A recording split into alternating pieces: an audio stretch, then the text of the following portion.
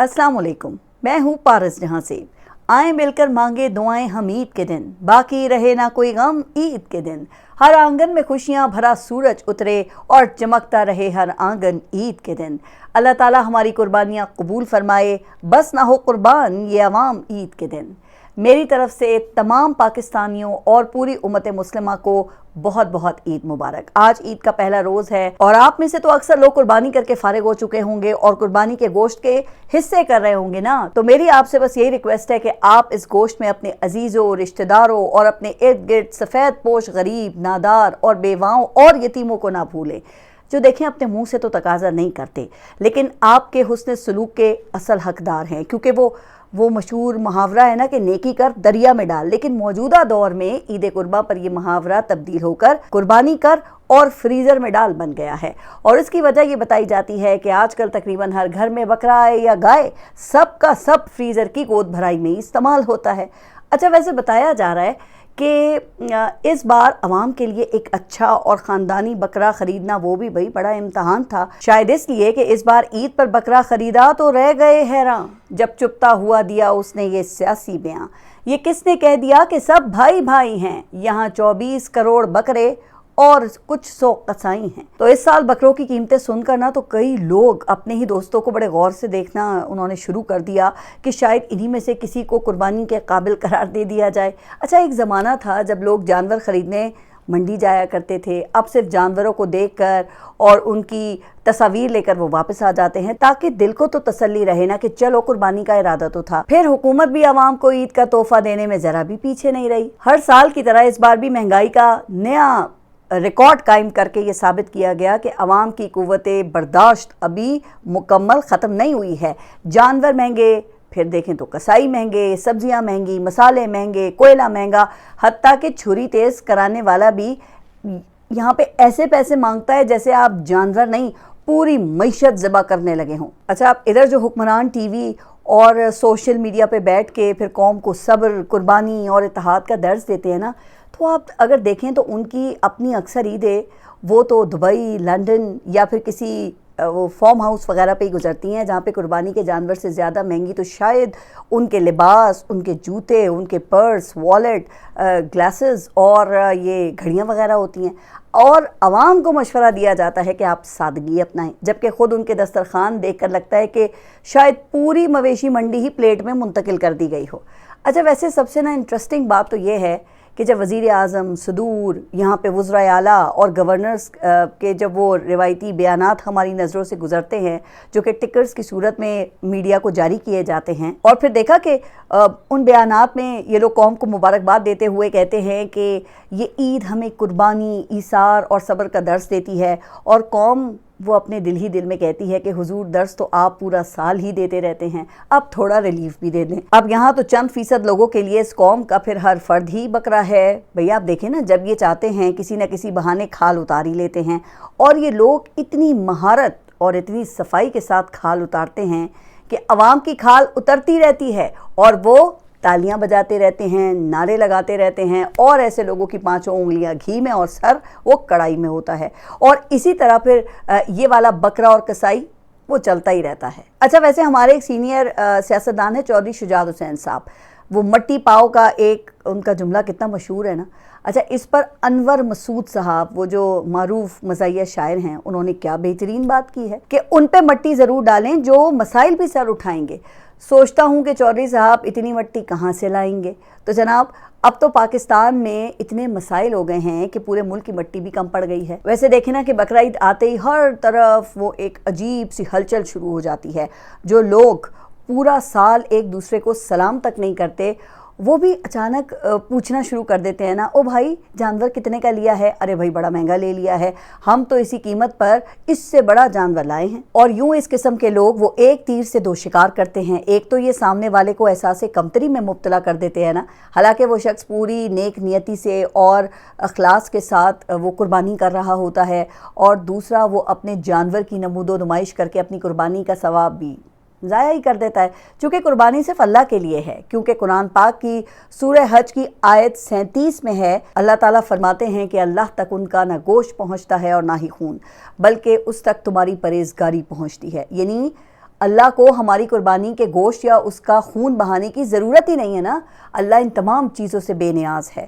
وہ تو صرف ہمارے اخلاص کو دیکھتا ہے تاکہ اس کی بنیاد پر پھر وہ ہمارے انعام یا سزا کا فیصلہ کر سکے. اچھا ویسے تو پاکستان میں سیاستدان، بیوروکریٹس، ججز، سرمایہ دار، پولیس اور فوجی افسران کو وی آئی پی یہاں تصور کیا جاتا ہے. ان کے گزرنے کے لیے آپ کو پتہ ہے کہ سڑکوں پہ روٹ لگائے جاتے ہیں اور عوام کو پھر گھنٹوں انتظار بھی کرنا پڑ جاتا ہے. لیکن پاکستان میں آپ نے دیکھا کہ عید الفطر اور عید الاضحیٰ یہ دو ایسے مواقع ہیں جن میں مزید 2 وی آئی پیز طبقات کا اضافہ ہو جاتا ہے. ویسے اب ہمارے لیے کیا وی آئی پیز کی کمی تھی کہ خوشی کے ان مواقعوں پر مزید وی آئی پیز کو جھیلنا پڑتا ہے؟ لیکن کیا کریں جناب، مجبوری ہے. اب عید الفطر پر اس وی آئی پی مخلوق کا نام ایک تو درزی ہے اور انہوں نے صرف 1 مہینے میں سارے سال کی کمائی نکالنی ہوتی ہے. یہ عید سے 2 ہفتے پہلے ہی وہ بکنگ ہی بند کر دیتے ہیں کپڑے سینے کی، اور عوام ان کو منانے کے لیے پھر ان کے منت ترلے کر رہی ہوتے. اور عید الاضحیٰ پہ جو دوسرے وی آئی پی طبقہ نمودار ہوتا ہے نا، اس کا نام کیا ہے؟ اس کا نام ہے کسائی. یہ مخلوق بھی سارا سال کی کمائی صرف 3 دن میں ہی پورا کرنے کے لیے نکلتی ہے. بلکہ کسائی کا پروفیشن تو اس عید پر اتنا نوبیل وہ پروفیشن ہو جاتا ہے کہ موسم کسائی بھی نمودار ہو جاتے ہیں نا. اور اکثر جو پروفیشنل کسائی ہیں وہ تو عید سے پہلے ہی بک کر لیے جاتے ہیں، جبکہ وہ غریب اور مڈل کلاس طبقہ وہ عید کے روز وہ موسمی قصائیوں کو تلاش کرتا ہے، اور جو شخص ہاتھ میں بھی وہ چھری اور ٹوکا لیے پھرتا انہیں دکھائی دینا، وہ اس پہ فوراً جھپٹ پڑتے ہیں. خوب بارگیننگ ہوتی ہے اور پھر کچھ لو اور کچھ دو کی بنیاد پر جو معاملہ ہے وہ طے ہو ہی جاتا ہے. تو اچھا آپ شیئر کیجئے گا نا، آپ کا عید پر قصائیوں کے ساتھ تجربہ کیسا رہا؟ آپ کو پروفیشنل قصائی مل گیا یا پھر موسمی قصائی سے ہی کام چلایا؟ اچھا اب خیر سے قربانی ہو چکی ہے اور وہ گھر میں پڑے ہوئے فریزر کی شامت بھی آ رہی ہوگی، اور پھر عید قرباں پر اوور ایٹنگ کی شکایات وہ بھی بڑی کامن ہیں، چونکہ جب گوشت آنکھوں میں اترتا ہے تو پھر آنکھوں کے راستے وہ دل اور معدے کو بھی بری طرح متاثر کرتا ہے، اور پھر عوام کی اکثریت اپنے پیٹ اور معدے کو اپنا دشمن تصور کر کے اس کا وہ حال کرے گی کہ ہاسپٹل اور کلینکس وہ بھر جائیں گے.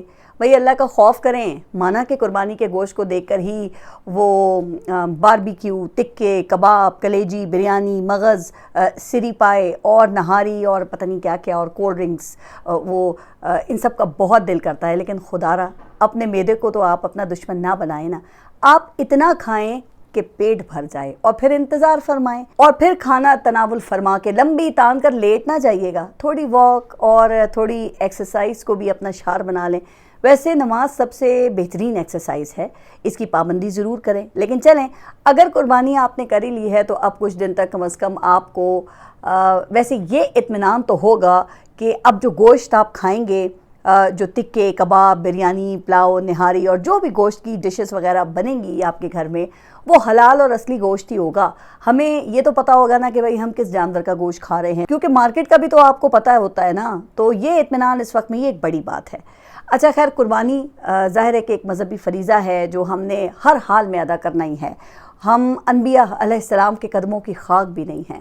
حضرت ابراہیم علیہ السلام کے کیا کہنے، جو اللہ کے حکم پر اپنے بیٹے کی قربانی دینے کو فوراً راضی ہو گئے. اور ہمارے رسول اللہ صلی اللہ علیہ وآلہ وسلم کے جد امجد حضرت اسماعیل علیہ السلام کے بھی کیا کہنے، جنہوں نے اللہ کا حکم سن کر اپنے والد حضرت ابراہیم علیہ السلام سے کہا کہ جلدی کیجئے، اللہ کے حکم میں دیر نہ کیجئے.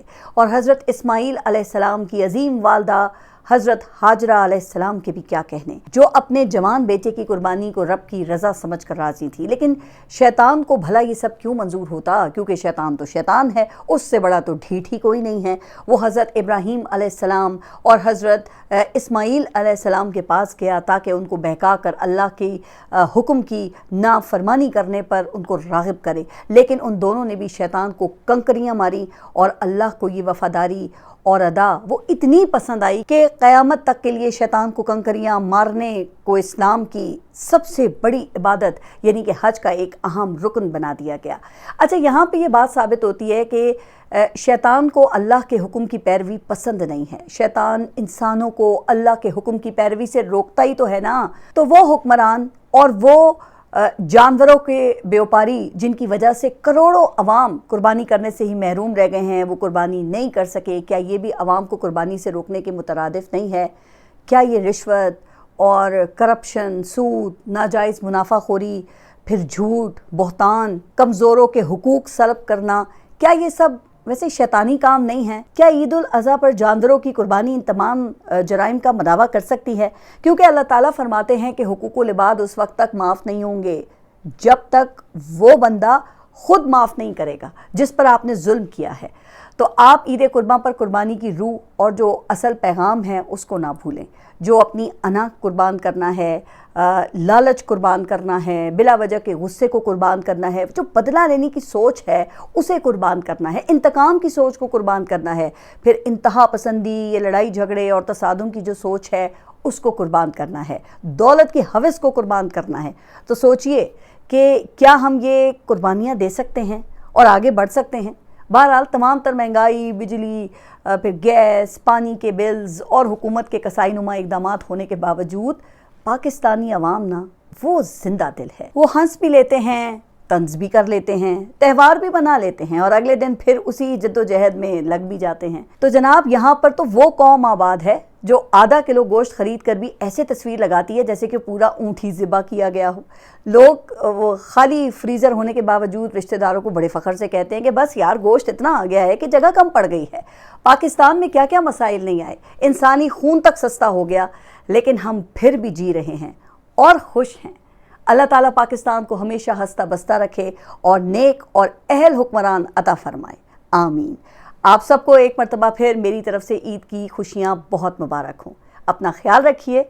अल्लाह हाफ़िज़।